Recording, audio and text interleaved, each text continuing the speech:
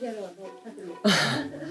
네, 저는 인권운동을 하고 있는 랑희라고 하고요. 제가 소속된 단체는 인권운동공간활이라는 단체인데, 변호사하고 이제 법학자 이런 분들이 같이 모여서 공권력 감시 대응팀이라는 활동들을 쭉 오랫동안 해왔어요. 이게 뭐냐면 주로 이제 집회 시위의 권리와 관련한 문제들을 이제 저희가 다루는 일을 하는데, 이제 뭐 법적인 개정의 문제가 됐든 집회 현장에서 벌어지고 있는 공권력의 인권 침해에 대한 문제든 이제 그런 것들을 계속 문제 제기하고 집회 권리를 확장하기 위한 활동들을 쭉 벌여오고 있습니다. 네. 길게 얘기되는데 그래도 될까요?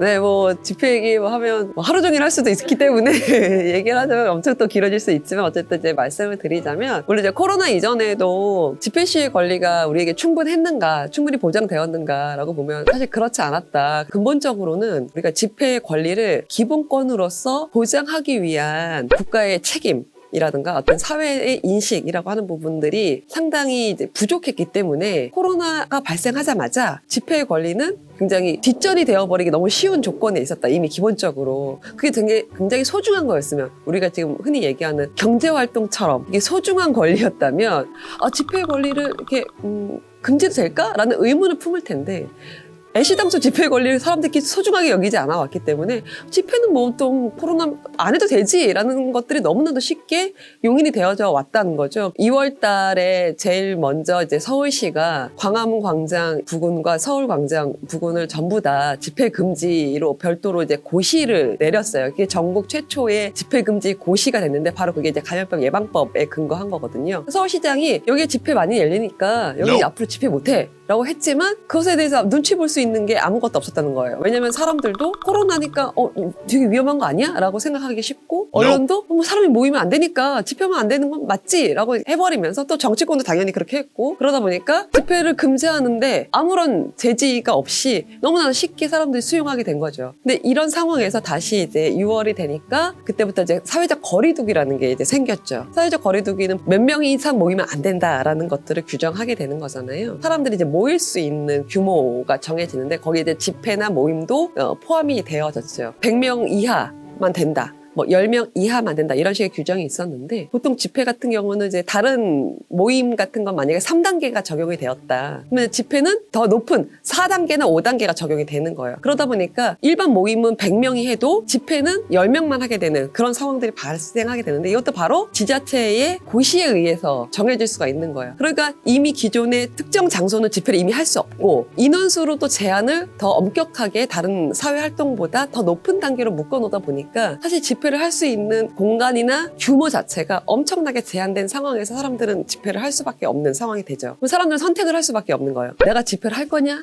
말 거냐? 혹은 집회를 하려고 했는데 그냥 기자회견만 하고 말 거냐? 이런 선택을 하게 되죠. 아니면 온라인으로 할 거냐? 그러니까 민주노총 같이 총파업을 한다던가 뭐 각 지역에서 몰려와서 같이 뭔가 집단적으로 집회를 한다던가 한다는 것 자체가 불가능한 조건이 돼버린 거예요. 그러면 이 집회는 불법 집회가 돼버리죠. 많은 사람들이 규모를 넘쳐나서 불법이 되거나 금지 장소에서 집회를 해서 불법이 되거나 그런 상황들이 작년 내내 이어졌었어요. 그러다 보니까 그런 집회를 한 사람들은 범죄자가 돼버리는 거죠. 경찰의 소환 조사를 받고 벌금을 받거나 재판을 받게 되는 그런 상황들이 계속 이어졌었어요. 근데 그 사람들이 그러면 집회를 하는데 그냥 뭐 마스크도 안 하고 뭐 사람들이 손소독도 안 하고 그렇게 했느냐? 그렇진 않았죠. 사람들은 어쨌든 내가 집회를 하는 것만큼 방역도 굉장히 중요하다고 생각했기 때문에 마스크도 열심히 쓰고 체온도 재고 명부도 작성하고 거리두기도 하려고 애쓰고 그렇게 되게 노력을 많이 했어요. 그러니까 사실상 집회 안에서 뭐 코로나가 집단 감염이 일어난다던가 전파가 이루어졌다던가 그런 일들은 사실상 없었죠. 물론 예외적으로 8.15 이제 보수 기독교에서 했었던 정광훈이 했었던 그 집회가 유일하게 전파가 됐던 집회였는데, 이 사람들은 이제 이걸 보고서 집회 너무 위험한 거 아니야? 라고 얘기를 하게 되고, 사실 8.15 집회를 기점으로 해서 집회에 대한 인식들은 더 많이 안 좋아지게 됐었어요. 그건 뭐냐면 방역을 한 집회와 방역을 하지 않은 집회, 이 집회를 하는 사람들도 나의 안전과 더불어서 이 사회의 안전, 시민의 안전들을 충분히 고민하면서 우리가 최대한 대한 전파 확산을 막자라는 어떤 서로의 약속들을 가지고 했던 집회와 코로나는 없어, 이건 다 가짜야, 이거는 정부가 만들어낸 말도 안 되는 얘기라고 해서 마스크를 벗어 던지고 했던 집회는 분명히 다른데 이것들을 사람들이 혼재해서 보게 됐다는 거죠. 여기는 아주 나쁘게도 언론이 그런 역할을 했었고 정치권이 그런 역할을 했었어요. 방역이라는 이유로 집회를 제한했던 것과 이 사회적인 어떤 집회에 대한 나쁜 시선들이 사람들을 위축시키는 효과, 이것들이 모두 다 작동을 하면서 사람들은 스스로 집회를 하지 않게 되는,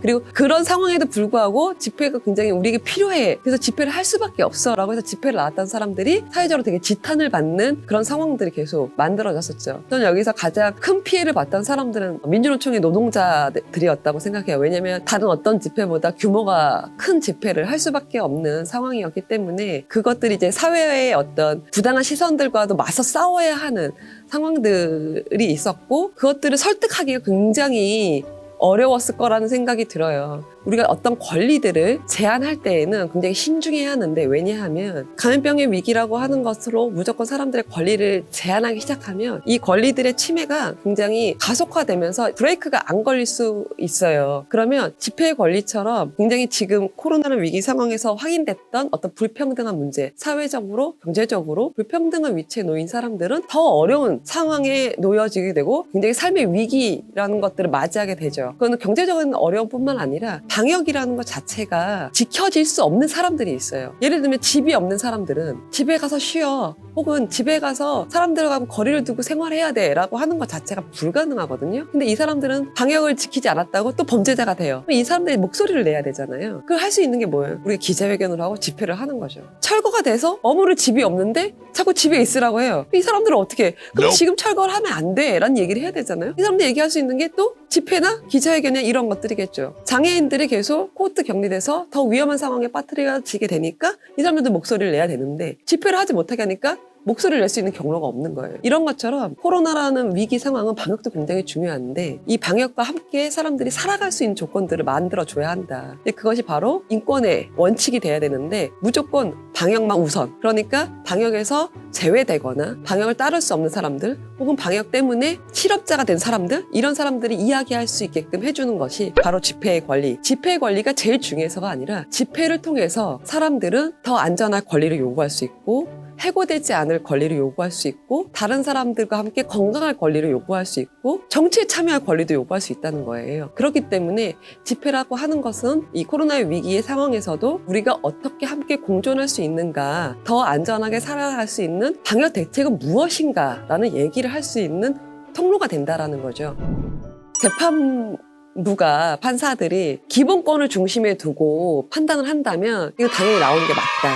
왜냐하면 우리가 이제 최근에 그런 판례들이 나왔어요. 뭐냐면 지금 위드 코로나 이전에 집회가 아예 전면 금지가 됐었잖아요. 이제 4단계 하면서 집회가 아무것도 되지 않는, 사실 진짜 최악의 상황이었는데 1인 시위만 된다. 그건 기본권 완전 박탈해버리는 상태인 거거든요. 그 상태가 사실 7월부터 한 10월까지 꽤 오랫동안 이어졌었던 거죠. 그래서 사람들이 집회 금지에 대한 금지 효력을 없애는 가처분 재판들을 좀 신청을 했었어요. 근데 다행히 그 재판들의 결과가 이렇게 전면적인 집회를 금지는 헌법에도 맞지 않는 기본권 침해다라는 판결들을 내렸었거든요. 굉장히 중요한 판결들이었어요. 어디서도 집회를 못해? 이건 너무나 과도한 제한이야. 기본권 완전히 박탈해본 조치이기 때문에 아무리 방역이어도 이렇게 하면 안 돼. 사람들이 방역 조치를 충분히 한다면 집회를 할 수 있게 해야 한다. 지난 4단계 때 49명까지 집회들을 허용해야 한다라는 게 이제 재판들의 결과였어요. 저는 굉장히 중요한 판결들이었다고, 물론 49명이 좀 아쉽긴 하지만 판결이었다.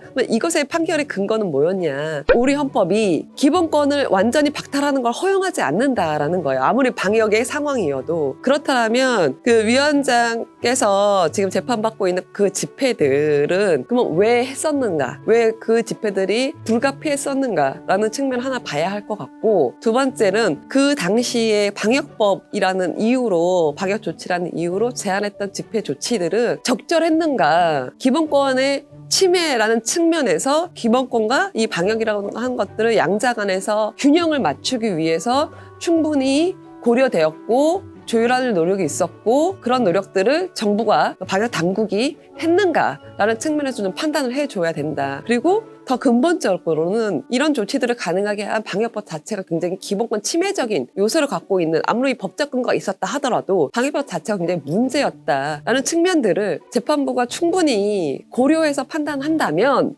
나와야 된다. 나오는 게 맞다. 라는 게, 네. 판사님들께서 헌법적으로 그리고 인권의 가치들을 중심에 놓고 이미 확인된 여러 가지 과학적 근거나 다른 나라 사례들, 뭐 유엔의 권고들, 이런 것들 저희가 의견서로도 보냈습니다. 그런 것들을 충분히 고려해서 중요하게 신중하게 판단을 한다면 저는 구속 상태로 있는 건 맞지 않다, 처벌받는 게 맞지 않다. 이 재판이 굉장히 중요한 거는 위원장 개인의 재판이 아니라고 생각을 한다는 겁니다. 위원장님 말고도 많은 사람들이 집회 때문에 처벌의 위기에 놓여 있어요. 재판들이 계속 줄줄이 있고 이미 벌금을 내신 분들도 있어요. 그렇기 때문에 이 재판의 판결들은 다른 재판들에도 굉장히 많은 영향을 미칠 것이고, 향후 우리의 이런 유사한 상황들, 감염병의 상황들을 또다시 만났을 때에 집회의 권리를 어떻게 보장할 것이냐라는 고민들을 방역당국과 정부에 던져줘야 하는데, 여기서 방역당국이 했던 것들에 대한 아무런 비판과 반성이 없다면 이런 기본권의 박탈의 상황을 우리는 계속 반복하게 될 그런 상황에 있습니다. 그렇기 때문에 이 판결은 단순히 위원장 개인에 대한 판결이 아니다. 우리 집회의 권리에 대한 판결인 것이고, 향후에 벌어질 수 있는 여러 가지 집회를 행사해야 되는 모든 사람의 권리에 관련된 문제이기 때문에 굉장히 중요한 판결이기 때문에 신중하게 판결해 주실 거라고 믿고, 그래서 위원장님이 나올 거라고 믿습니다. 그래야 합니다. 저 가만히 있지 않을 것이다. 그게 판결 잘못 나오면. 더 이상 저희를 화나게 하면 안 됩니다.